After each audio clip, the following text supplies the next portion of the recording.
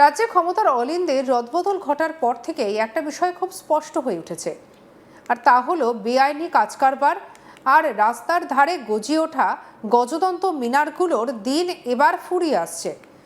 ওপর মহলে কড়া নির্দেশের পর রাজ্য থেকে জেলা সর্বত্র এখন অবৈধ নির্মাণ ভেঙে গুড়িয়ে দেওয়ার জন্য কোমর বেঁধে নেমেছে প্রশাসন। এতদিন ধরে যারা রাজনৈতিক ক্ষমতার ছত্রছায়া থেকে সরকারি জমি কিংবা জনসাধারণের জায়গা দখল করে নিজেদের আখের গুছিয়ে আসছিল, এবারে তাদের কপালে আরও চিন্তার ভাঁজ। প্রশাসনের আচমকায় চাবুক চালানোর নীতি কোথাও যেন বুলডোজার গর্জচ্ছে, তেমনি কোনো আবার আইনি নোটিশের খাড়া ঝুলিয়ে দেওয়া হচ্ছে আপাত দৃষ্টিতে। একে নিয়মের শাসন মনে হলেও এর ভেতরে যে বিশাল রাজনৈতিক এবং প্রশাসনিক দড়ি টানাটানি চলছে তার বলার অপেক্ষা রাখে না। বেআইনি নির্মাণের বিরুদ্ধে প্রশাসনের এই চড়া সুরের নতুন থিয়েটার হয়ে উঠেছে মালদহের ইংরেজবাজার পুর এলাকা, আর সেখানে জেলা ক্রীড়া সংস্থার একটি জায়গা ঘিরে তৈরি হয়েছে তুমুল বিতর্ক। জানা গিয়েছে ইংরেজবাজার পুরসভার ৮ নম্বর ওয়ার্ডের জেলা ক্রীড়া সংস্থা দপ্তর সংলগ্ন সত্য চৌধুরী ইনডোর স্টেডিয়ামের ঠিক পাশেই মাথা তুলে দাঁড়িয়েছে একটা ঢাউস ৩তলা বিল্ডিং, আর এই বিল্ডিংটাকে সম্পূর্ণ অবৈধ বলে দাগিয়ে দিয়েছে জেলা প্রশাসন। শুধু তাই নয়, ওই ভবনে থাকা প্রায় ১১ জন দোকানদার এবং খোদ পুরসভার চেয়ারম্যান অত্যন্ত ঘনিষ্ঠ বলে পরিচিত এক রেস্তোরাঁ মালিকের হাতে ধরিয়ে দেওয়া হয়েছে উচ্ছেদের আগাম নোটিশ। জেলা প্রশাসনের তরফ থেকে জারি করা হয়েছে এই নোটিশে পরিষ্কার জানিয়ে দেওয়া হয়েছে আগামী ১৫ তারিখের মধ্যে জেলা প্রশাসনিক ভবনে এসে ভবনের সপক্ষে যাবতীয় বৈধ কাগজপত্র জমা দিতে হবে, অন্যথায় এই বিল্ডিংয়ে আর কোনো রকম বাণিজ্যিক কাজকর্ম চালানো যাবে না। প্রশাসনিক এই আকস্মিক পদক্ষেপের স্বভাবতই মাথায় আকাশ ভেঙে পড়েছে সেখানকার ব্যবসা করা সাধারণ মানুষগুলো। ওই ৩তলা ভবনে মোবাইলের দোকান থেকে শুরু করে রয়েছে নামি রেস্তোরাঁ। স্থানীয় ছোট ব্যবসায়ী এবং দোকানদারদের দাবি, তারা কোনো নিয়ম ভেঙে বা জবরদখল করে এখানে বসেনি।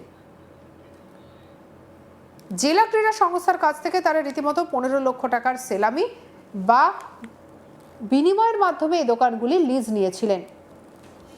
শুধু তাই নয়, প্রতি মাসে ১,০০০ টাকা করে ভাড়া গুনে দিতে হতো সংস্থাকে, এমনটাই বক্তব্য। ব্যবসায়ী কি বলছেন শুনবো অমরদীপ সাহার কথা। এখানে দোকান রয়েছে মোট ১১ জন। আমরা বিল্ডিংটা লিজ নিয়েছিলাম ডিএস এর কাছ থেকে। এই নোটিশ দিয়েছে, কি নোটিশ দিয়েছে আপনাদেরকে? নোটিশ দিয়েছে বলে বলছে আনলিগাল বিল্ডিং। তো বললাম সেটা তো আমরা বলতে পারবো না, সেটা যার কাছ থেকে নিয়েছি বা যারা বানিয়েছে তাদের কাছে জিজ্ঞাসা করি। আমরা তো ব্যবসা করে এখানে খাচ্ছি। এখন যদি এই বিল্ডিং এর উপর কোপ পড়ে কতজন ব্যবসায়ী ক্ষতিগ্রস্ত হবেন আপনারা? আমরা সবাই এখানে যতটা দোকানদার আছে সবাই ক্ষতিগ্রস্ত হবে। টোটাল কতগুলো দোকান ঘর আছে এখানে সব মিলিয়ে? সব মিলিয়ে এখানে এই বিল্ডিং এ ১১ জন দোকানদার আছে। আপনারা কবে পেলেন নোটিশ?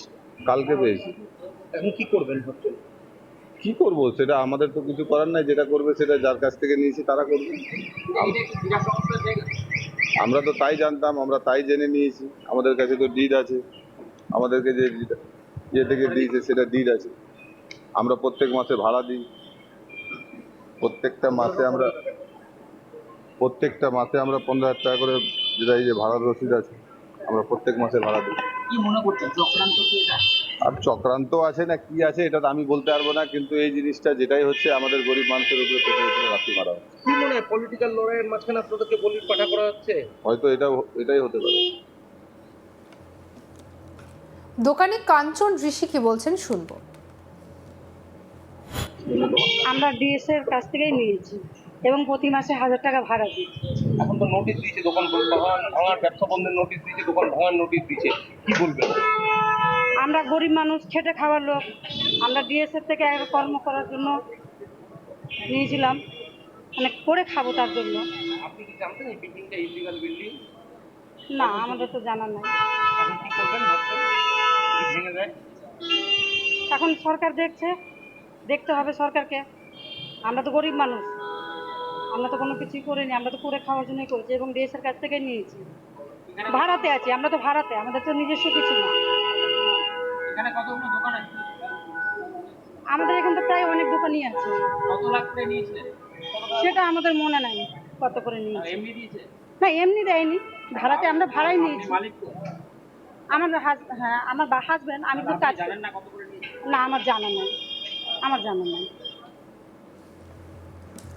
ব্যবসায়ীদের এই অসহায়তা যেমন একদিকের ছবি, ঠিক তেমনই এই ঘটনাকে কেন্দ্র করে শুরু হয়ে গেছে এক মারাত্মক রাজনৈতিক চাপানোতর।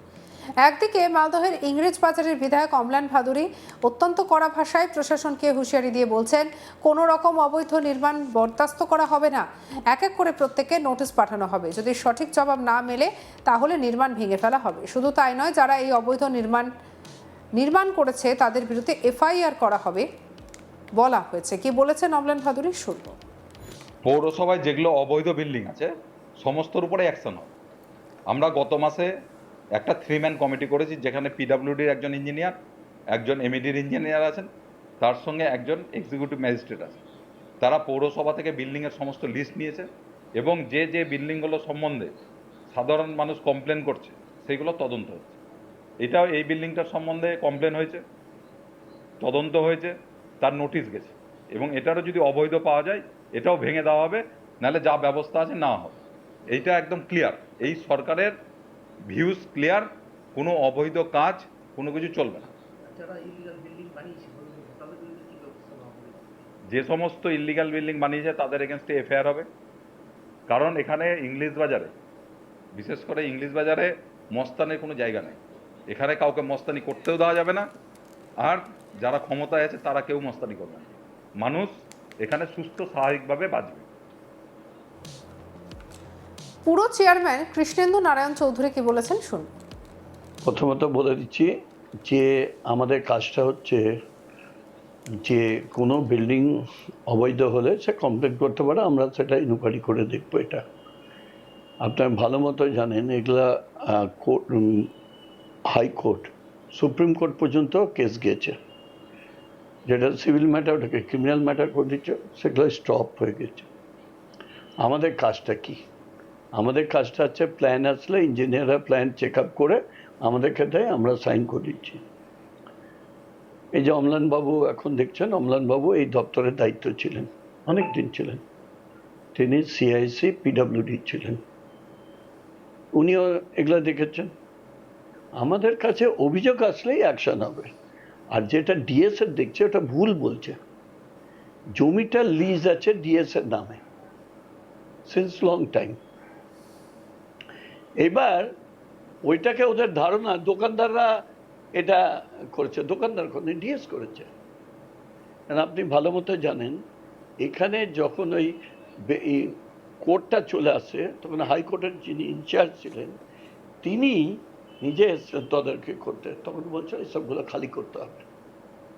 কোর্টের ভিতরে অনেক গাছপালা বিক্রি হতো, সেগুলো খালি করছে, সবজিগুলো বিক্রি হতো, অনেক লয়ার বসতো, অনেক মোড়ার বসতো, সব খালি করতে বলেছে। সঙ্গে রাখুন আজ তাক বাংলাকে, সাবস্ক্রাইব করতে ভুলবেন না।